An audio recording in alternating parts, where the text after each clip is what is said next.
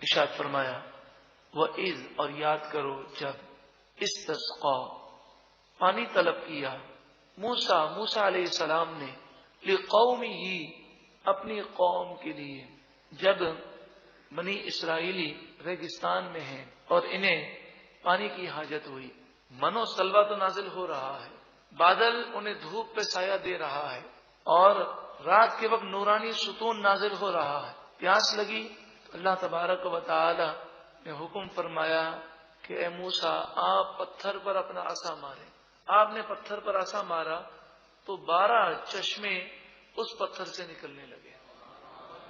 وَإِذْ اور جب استسقا موسیٰ علیہ السلام نے پانی طلب کیا لِقَوْمِهِ اپنی قوم کے لیے، فَقُلْنَا پس ہم نے فرمایا اِضْرِبْ آپ ماریے، اِضْرِبْ آپ ماریے، اِضْرِبْ کے معنی مارنا، آپ ماریے بِعَصَاكَ الْحَجَرَ عصا مانے لاٹھی، حجر مانے پتھر، اپنی لاٹھی پتھر پر ماریے، فَانْفَجَرَتْ پس بہ نکلے منہ اس پتھر سے 12 عَيْنًا، 12 مانے 2، 10 مانے 10، 2 اور 10 12، 12 عینا چشمے، 12 چشمے بہ نکلے، قد بے شک علم کل اناس مشربہم ہر گروہ نے اپنے پینے کی جگہ کو پہچان لیا، یعنی جھگڑا نہیں ہوا اس چشمے سے میں پیوں گا، اس چشمے سے ہم پیئیں گے، ایسا کوئی معاملہ نہیں ہوا، بلکہ 12 قبیلے تھے،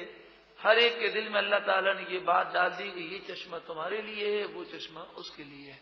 قد علم کل اناس مشربہم، مشرب کہتے ہیں پینے کی جگہ، ہر گروہ نے پینے کی جگہ کو پہچان لیا۔ کلو کھاؤ، واشربو اور پیو، من رزق اللہ اللہ کی دی ہوئی روزی سے، ولا تعثوا فی الارض مفسدین اور زمین میں فساد کرتے ہوئے نہ پھرو، گناہ مت کرو، فساد نہ کرو۔ نعمت کا بیان بھی ہے اور انہیں نصیحت بھی ہے۔ اب ان کی ناشکری کا ذکر ہے، لیکن اس سے پہلے عرض کروں کہ تمام انبیاء علیہ الصلوۃ والسلام کی شان بہت بلند و بالا ہے، لیکن سید الانبیاء صلی اللہ علیہ وآلہ وسلم تو تمام نبیوں کے سردار ہیں۔ جو معجزات اللہ تعالیٰ نے نبیوں کو عطا فرمائے، وہ تمام معجزات بلکہ ان سے بڑھ کر معجزات میرے آقا صلی اللہ علیہ وآلہ وسلم کو عطا فرمائے۔ تو پتھر سے پانی کا نکلنا عظیم الشان معجزہ ہے، لیکن انگلی سے پانی کا نکلنا یہ اس سے بڑا معجزہ ہے۔ بخاری و مسلم اور دیگر احادیث کی کتابوں میں واضح طور پر یہ بات موجود ہے۔ غزوہ تبوک کے موقع پر نبی کریم صلی اللہ علیہ وآلہ وسلم اور اس کے علاوہ صلح حدیبیہ کے موقع پر جبکہ صحابہ کرام کی تعداد 1400 یا 1500 تھی، اس کے علاوہ کئی اور مقامات پر نبی کریم صلی اللہ علیہ وآلہ وسلم نے اپنا دست مبارک پانی کے برتن میں رکھا اور آپ کی 5 انگلیوں سے پانی کی نہریں جاری ہو گئیں۔ حضرت جابر سے کسی نے پوچھا کہ آپ لوگوں کی تعداد کتنی تھی؟ تو حضرت جابر نے صلح حدیبیہ کے موقع پر جو تعداد تھی اس کا ذکر کیا اور فرمایا ہماری تعداد تو صرف 1500 تھی، مگر پانی اس قدر کثرت سے تھا، اگر 1,00,000 بھی ہوتے تو یہ پانی کافی تھا۔ اگر آپ ایسے کئی واقعات اور حضور کی شان اور اللہ تعالیٰ نے حضور کو جو مقام دیا اس کی تفصیل پڑھنا چاہیں تو حضرت علامہ مولانا شفیع اوکاڑوی رحمت اللہ تعالی علیہ کی کتاب ذکر جمیل کا مطالعہ فرمائیے۔ ذکر جمیل ارشاد فرمایا وَإِذْ اور یاد کرو جب قلتم اے بنی اسرائیل تم نے کہا یا موسیٰ اے موسیٰ لن نصبر ہرگز ہم صبر نہیں کر سکیں گے علی طعام واحد ایک کھانے پر ہم صبر نہیں کر سکتے، یعنی انہوں نے کہا کہ من و سلوہ کھا کھا کر ہم تھک گئے ہیں۔ فادع لنا ربک آپ دعا کیجئے ہمارے لیے اپنے رب سے، یخرج لنا وہ نکالے ہمارے لیے، مما تنبت الارض وہ چیزیں ہمارے لیے پیدا کرے جو زمین اگاتی ہے، من بقلھا یعنی بقل ان سبزیوں کو کہتے ہیں جو پتے سمیت پکائی جاتی ہیں، جیسے پالک ہے، میتھی ہے، ساگ، وقصائھا قصاء عربی میں ککڑی کو کہتے ہیں، ککڑی. وفومہا، فوم لہسن کو بھی کہتے ہیں اور گندم کو بھی کہتے ہیں. وعدسہا، عدس مسور کی دال کو کہتے ہیں. وبصلہا، بصل پیاز کو کہتے ہیں. تو کہنے لگے من و سلوہ کھا کھا کے ہم تھک گئے ہیں، ہمیں ساگ ملے، ککڑی ملے، لہسن گندم ملے، مسور کی دال ملے، پیاز ملے، ایسی چیزیں ملے جو زمین سے اگتی ہیں. یہ ان کی ناشکری کا بیان ہے. آج ہمارے یہاں بھی ناشکری کی کیفیات پائی جاتی ہیں. پھر جب روزی بند ہو جاتی ہے تو پھر روتے ہیں کہ نہ جانے کیا ہو گیا. ایسے کئی لوگ ہیں جو دسترخوان پر آ کر نخرے کرتے ہیں. بسا اوقات ایسا بھی سنا گیا کہ پلیٹوں کو اٹھا کر پھینک دیتے ہیں، نمک زیادہ ہو جائے کم ہو جائے، شور شرابہ کرتے ہیں. جس نبی کے ہم ماننے والے ہیں عقید جہاں صلی اللہ علیہ وآلہ وسلم، آپ کی عادت کریمہ یہی ہے کہ کبھی بھی آپ نے کھانے میں عیب نہیں نکالا. کھانے کا جی چاہتا تو کھا لیتے، نہ چاہتا تو نہ کھاتے، لیکن آپ نے کبھی کھانے میں عیب نہیں نکالا. اور رزق کی بے قدری یہ رزق کی تنگی کا سبب ہے. آج ہماری شادیوں میں، ہمارے گھروں میں روزی کی بے حرمتی کی جاتی ہے. ہم اپنے گھروں میں ہی دیکھ لیں، ہم پلیٹ میں کتنا کھانا چھوڑ دیتے ہیں. پلیٹ اچھی طرح صاف کون کرتا ہے؟ دسترخوان پر کتنے دانے گر جاتے ہیں، کون ان دانوں کو چن کر اٹھا کر کھا لیتا ہے؟ حدیث پاک میں آتا ہے حضرت عائشہ صدیقہ رضی اللہ تعالی عنہا سے نبی کریم صلی اللہ علیہ وآلہ وسلم نے فرمایا کسی سے زمین پر روٹی کا ٹکڑا گر گیا تھا، تو نبی کریم صلی اللہ علیہ وآلہ وسلم نے زمین سے اٹھایا اور فرمایا اے عائشہ، یہ روٹی جب کسی قوم سے چلی جاتی ہے تو واپس نہیں آتی، اس کی تعظیم کرنے کا حکم دیا گیا. کیا ہم اس کا خیال کرتے ہیں؟ تو جنہیں روزی اللہ تعالیٰ نے دی ہے یا جو تنگ دستی میں ہے انہیں چاہیے کہ وہ رزق کی بے قدری نہ کریں. خصوصاً دعوتوں میں اتنا کھانا لیں جتنا آپ کھا سکیں، پورا کریں، ضائع خود نہ کریں، لوگوں کو بھی سمجھائیں. اللہ تعالیٰ ہمیں عمل کی توفیق عطا فرمائے.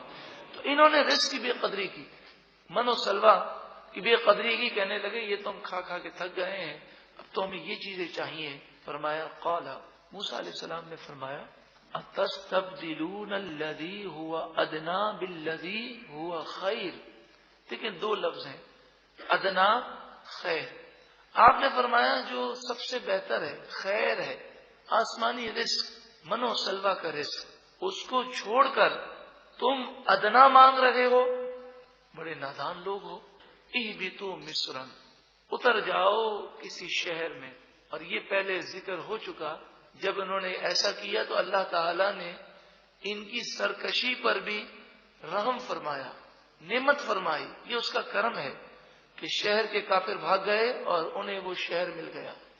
فَإِنَّ لَكُمْ مَا سَأَلْتُمْ، تو بے شک تمہارے لیے اس شہر میں وہ کچھ ہے جو تم نے مانگا ہے. لیکن شہر میں جو گئے انہوں نے وہاں بھی نافرمانی کی. وَضُرِبَتْ عَلَيْهِمُ الذِّلَّةُ، وہ قوم جو پوری دنیا میں سپر پاور تھی، وہ قوم جس میں سب سے زیادہ نبی مبعوث کیے گئے، وہ قوم جس نے سینکڑوں سال تک دنیا پر حکومتیں کی ہیں، لیکن جب اس نے اللہ کی نافرمانی کی تو اللہ تعالیٰ نے ان سے مقام و مرتبے کو لے لیا اور وہ ذلیل و رسوا ہو گئے. وَضُرِبَتْ عَلَيْهِمُ الذِّلَّةُ، ان پر ڈال دی گئی ذلت، والمسکنہ، اور غربت، تنگ دستی، ناداری. مفسرین فرماتے ہیں امت محمدیہ صلی اللہ علیہ وآلہ وسلم کو نصیحت ہے، ہم بھی مسلمان کہلاتے ہیں.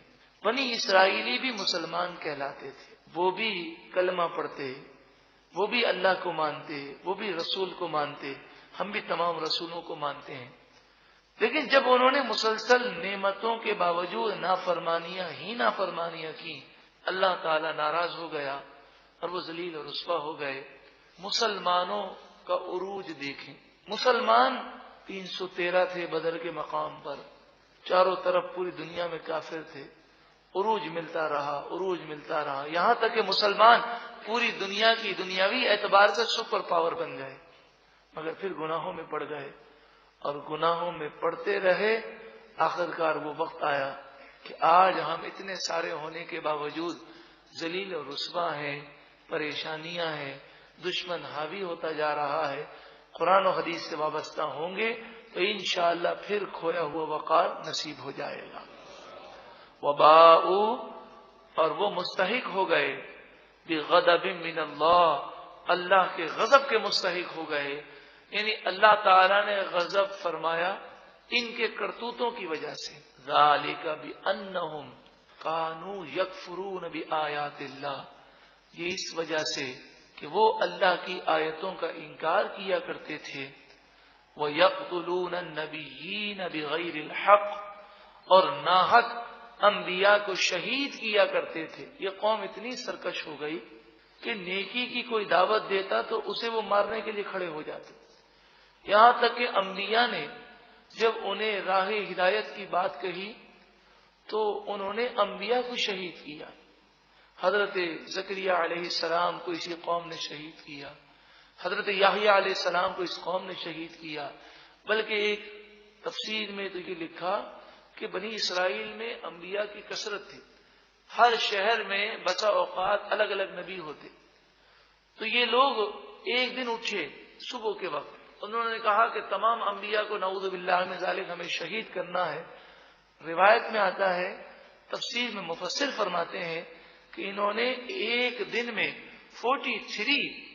43 انبیاء کو شہید کر دیا، اور پھر مبلغین کھڑے ہوئے، انہوں نے انہیں سمجھایا کہ تم نے کیا کیا، تو 120 تقریباً مبلغین کو شام کو انہوں نے شہید کر دیا۔